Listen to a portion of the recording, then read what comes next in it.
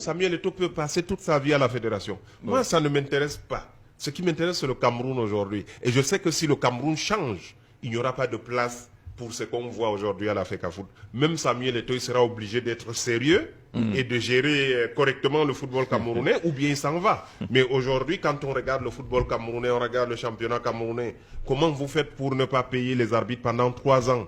Nous, on ne pouvait même pas s'autoriser de ne pas payer les arbitres pour une journée de championnat. Pendant 3 ans, les arbitres occupent une place centrale dans le football. D'accord. Voilà, donc c'est pour dire que moi, je ne suis pas dans le fanatisme. Moi, je sais qu'il y a cette maladie-là, il y a des gens qui sont devenus complètement fous et qui disent n'importe quoi quand il s'agit du football de Samuel Eto'o, mais ils ne connaissent pas Samuel Eto'o mieux que moi. D'accord. Donc ça, vraiment, j'aimerais que... Allez, on prend quelqu'un au téléphone. Voilà. D'accord. On voit vraiment le merveilleux travail qu'il a fait à la D'accord. Mais parce que, tout simplement, comme tu as fermé les robinets un peu partout, ça ne peut plus comme avant. D'accord. Il a mis pour faire un peu de papier. Les mêmes choses. On lui en veut tant. Moi, je voudrais parler à mon frère Abdourahmane, vraiment de ranger ses armes et de s'allier plutôt. De s'aligner. D'accord.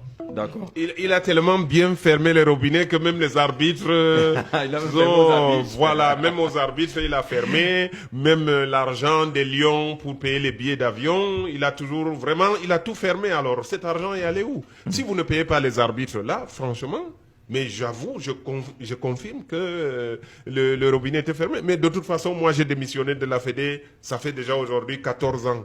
Donc, je ne suis pas concerné par les robinets ouverts ou fermés, que je m'aligne où. Mais moi, je m'aligne sur les intérêts du Cameroun. Il dit qu'il y a merveilleux, il voit un merveilleux travail qui est fait. Non, mais chacun voit les choses, les goûts et les couleurs. On en Ça, discute c'est pas. autre chose, ça ne se discute pas. Chacun peut regarder, il a la liberté, le petit frère que je connais, il est libre d'aimer Samuel, de supporter Samuel. Moi, j'ai pas, voilà. Moi, je dis la FECAFOOT, c'est l'histoire qui va nous départager. Le jour où on va faire un audit à la FECAFOOT, j'aimerais bien voir la tête de certaines personnes. Alors, est-ce qu'il est là? Le professeur est revenu. On va aller très rapidement, professeur. Professeur Messanga Oui, Niamdi. c'est vrai, je vais aller vite. Bon, Jean-Jacques Zé d'autorité, vous savez que nous faisons quand même beaucoup de communication éthique et de vertu. Oui. Le point sur la ceinture, lorsque vous invitez une personnalité comme Abdourahmane, sur... C'est ce que moi, Atebayene et moi, avons souvent tendance à critiquer. On veut toujours humilier les gens, ils veulent rabaisser les gens. Oui. Excusez-moi, je sais que vous êtes un professionnel, Jean Zagé, mais j'aurais été à votre place à l'instant T, j'aurais dit à ces gens-là que ce n'est pas le débat. Oui. Parce que vous savez, le Cameroun fonctionne mal. Parce que, rappelez-vous de ce livre d'Atebayene et moi, le Cameroun sur la dictature. Des sectes du Majiko-Anal. Oui. Tu sais, du livre et le Majiko-Anal. Parce que les gens ont là. Alors, on a un petit souci avec la connexion. Oh là là, on espère qu'il va revenir dans de meilleures conditions. Peut-être qu'il fera un appel direct et non passer par des appels WhatsApp. Ce n'est pas évident dans d'autres pays aujourd'hui. Oui, oui, pasteur. Voilà. Moi, je voudrais encourager le citoyen Abdourahmane, parce que c'est comme ça que moi, je le baptise. Donc, désormais, si on peut l'appeler le citoyen Abdourahmane, parce que c'est plus facile. Et comme ça, les gens vont vite s'identifier. Voilà. Revenons à cet élément du football que beaucoup... Alors, peut-être pour permettre au professeur d'achever son propos, si la connexion est bonne. Je vais aller vite. Oui. Bon, donc ceux qui viennent parler de la FECAFOOT, ce sont des mercenaires. Ça n'a rien à voir. Nous parlons de l'État du Cameroun. Bon, maintenant, ma simple question est de dire à Abdourahmane, bon, j'ai compté, M. Abdourahmane, j'ai compté 11 fois depuis que vous êtes là. C'est ma déformation professionnelle. Vous avez chaque fois parlant du président Paul Biya, de la victoire du RDPC. Non. C'est la victoire d'une coalition. Si vous prenez la dernière élection présidentielle, parce que moi je suis un homme honnête, le président Paul Biya a engrangé 48% au nord et à peine 24% dans le Grand Sud. Donc les 3 régions du nord, dans cette coalition qui lui ont donné cette victoire. Donc quand vous dites RDPC, ce n'est pas vrai.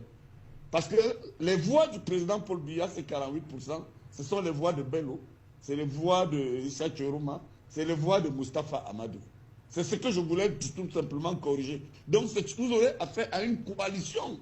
Ma question est donc de savoir, dans votre prise de position, que feriez-vous si, une fois de plus, comme a déjà affirmé mon ami Chiroma et M. Bello Bouba Maïgari, ils s'engagent encore à soutenir Paul Biya? Êtes-vous conscient qu'au Grand Nord, vous aurez affaire une fois de plus à une coalition RDPC plus ses alliés traditionnels? Je vous remercie. D'accord, merci beaucoup. Question politique, et justement c'est ça le cœur du débat aujourd'hui. C'est pour ça que dans la lettre, l'appel du 13 mars 2025 des PCGN, c'est-à-dire des partisans du changement du Grand Nord, on a parlé du RDPC et de ses alliés. Donc aujourd'hui, c'est impossible. Il est impossible au RDPC et à ses alliés de gagner l'élection dans le Grand Nord. Quand je dis gagner, ça veut dire que avoir, je ne parlerai même pas de 50%. À la limite, peut-être ils seront à 25%. Pourtant, on a vu lors du dernier passage de Issa Chiroma Bakari, beaucoup de militants. On a vu la grande mobilisation de Marois, les 100 000 jeunes. On dit que c'est allé au-delà des 100 000 jeunes, qu'il y avait même 400 000 jeunes. Non, les 100 000 jeunes, ils n'ont même pas eu 2000 personnes. Mais par contre, le président Issa Chiroma à Marois et à Garoua a drainé du monde. Mais vous avez vu qu'il n'a pas osé parler de la candidature du président Biya ou du RDPC. Et parce qu'il a vu les attentes des populations. Il a vu que lui-même risquait d'être marginalisé. Vous avez vu comment il est attaqué. De l'intérieur du RDPC déjà, il est attaqué. On a bien vu des échanges dans un groupe parlementaire, ainsi de suite. C'est pour vous dire qu'eux-mêmes savent qu'aujourd'hui, ce n'est plus possible de continuer avec l'attelage qui était là, parce que vous avez l'écrasante majorité de la population qui s'est déterminée pour le changement. Donc voilà, s'ils prennent une option pour le changement en dehors de leur propre personne, peut-être qu'ils pourront rehausser un peu le niveau. Mais je peux vous garantir que les 48% dont a parlé le professeur Messanga tout à l'heure, ça fait déjà partie Non, ça fait partie du passé. On a cassé, comme j'ai dit, le mur politique qui avait été érigé entre le Grand Nord et le Grand Sud. Et on a ramené le Grand Nord dans le jeu politique national. Et c'était pour moi l'une des premières missions que j'étais engagé quand même à remplir. J'avais dit, mais je vais contribuer en tant que fils du Grand Nord. Vous voyez? Parce que là, quand vous allez parler à vos parents, vous leur tenez le langage de la vérité. Et donc aujourd'hui, ce mur n'existe plus et il n'y a plus personne qui pourrait avoir la même mise sur l'électorat du Grand Nord comme par le passé. D'accord. Le professeur comprendra qu'il est difficile de ne pas évoquer le football lorsqu'on a Abdourahmane. On va quand même consacrer quelques minutes et quelques 2 ou 3 questions encore. Voilà, la question sur le football, déjà qu'Abdourahmane a des lectures politiques, n'est-ce pas, sur un certain nombre de sujets concernant le football. Il a évoqué le nom du président de la République, il a évoqué le nom de la première dame comme étant les personnes qu'il retrouvait à chaque fois aux tasses en face de lui. En face de moi. Voilà. Donc la question que je voudrais poser, quelle est la lecture politique qu'il fait des échecs de la FECAFOOT aujourd'hui? Est-ce que ces échecs sont les échecs de Paul Biya ou alors ce sont les échecs de Samuel Eto'o? Non, c'est l'échec du système. C'est l'échec du président de la République. C'est l'échec du système.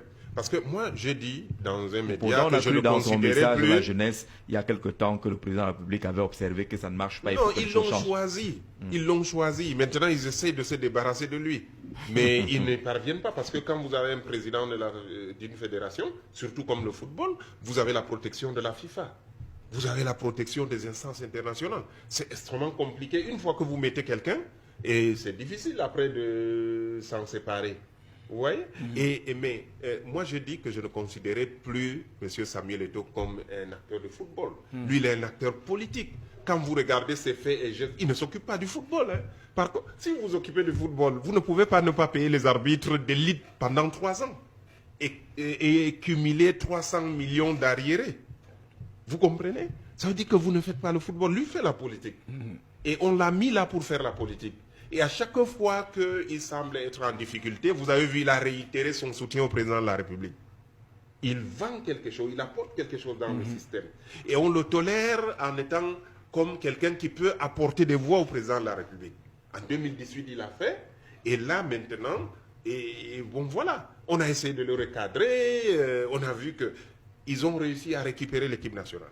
C'était ça l'essentiel. Maintenant, il peut détruire tout le football.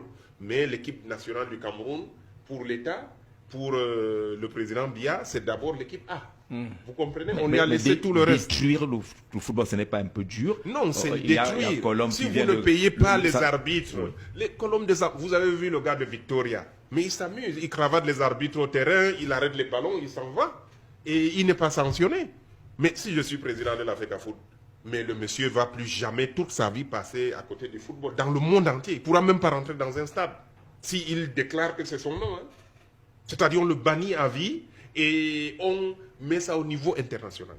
Vous comprenez? Ce monsieur-là, j'ai vu encore, il était bras dessus, bras dessous avec le président de l'Africa Foot l'autre jour.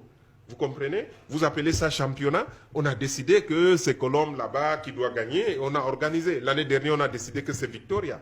Moi, j'ai vu les dossiers. Quand vous regardez comment Victoria United est devenu champion, non. Quand vous vous occupez du football, si vous voulez construire le football, c'est pas comme ça. Il n'y a pas eu de championnat amateur depuis 3 ans. Même à Yaoundé, vous n'avez pas terminé, ils ont commencé il y a 2 ans, ça ne s'est jamais terminé. Je ne parle pas même des championnats départementaux. Vous comprenez? Et donc, si vous voulez construire le football, vous organisez le football, vous faites que le football se joue. Il a pris une centaine de clubs à qui il a refusé les licences, y compris Étoile Filante. Depuis 3 ans, on n'a pas de licence. Dès que vous n'êtes pas avec le président, on ne vous donne pas de licence. Il a lui-même adressé une liste de plus de 100 clubs. C'est dans son cabinet et c'est là. Si un gars donne seulement les licences, mais il est limogé. Vous comprenez? Donc on ne peut pas jouer. On s'est plaint à la CAF, à la FIFA. La FIFA nous dit que non, c'est un problème interne là-bas à la fédération. Vous comprenez? Mais c'est pour ça qu'on va au TAS, on essaye. Mais il a eu, dans un premier temps, le soutien, et il continue d'avoir le soutien de l'État du Cameroun, à travers le président de la République, je le dis. Et tous ceux qui connaissent comment fonctionne le Cameroun savent que M. Samuel Eto'o est soutenu par la première dame. Vous comprenez? Et ça, moi je dis, donc c'est un homme politique et qui apporte, c'est lui qui vient de parler, il est du PCRN. Oui. Il supporte M. Samuel Eto'o qui est un RDPciste qui soutient le président de la République. Vous ne trouvez pas un paradoxe quand même? Non, vous ne pouvez pas être du PCRN, assumer le programme du PCRN que je connais, et puis vous proclamez votre amour pour quelqu'un qui contribue, qui sape même votre parti. Mais le travail du RDPC, moi j'ai essayé de sauver le PCRN dans l'histoire avec Kona. J'ai déposé Kona, je l'ai dit au ministère, il n'est plus jamais ressorti de là. Quand il est sorti, on l'a enlevé. Pendant 48 heures, on ne savait pas où il était. Et quand il est sorti, il avait 2 4x4 avec des chauffeurs, il avait tout. Vous comprenez? Et ça, je l'ai dit l'autre jour.